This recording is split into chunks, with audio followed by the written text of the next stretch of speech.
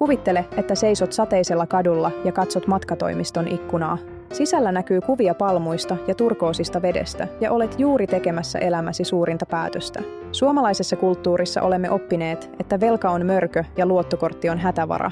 Mutta mitä jos kerronkin, että se on todellisuudessa mielenrauhasi vartija? Kun varaat unelmiesi lomaa, voit valita 2 tien väliltä.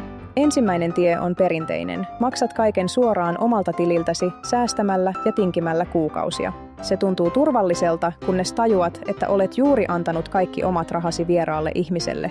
Jos se yritys katoaa yön aikana, sinun rahasi katoavat sen mukana. Sitten on se toinen tie, älykkään kuluttajan valinta. Vedät esiin luottokortin. Tällä hetkellä tapahtuu jotain maagista, jota moni ei tule ajatelleeksi. Sinä et enää kanna riskiä. Jos matkatoimisto menee nurin, luottoyhtiö on se, joka palauttaa rahasi. Se on kuin sinulla olisi näkymätön vakuutus, joka on voimassa heti kun teet päätöksen. Katso ympärillesi. Muut murehtivat ja stressaavat uutisia lukien, mutta sinä voit nukkua yösi rauhassa. Sinä olet siirtänyt vastuun hartioiltasi jollekin suuremmalle ja vahvemmalle. Se ei ole velkaa, se on strategista turvaa.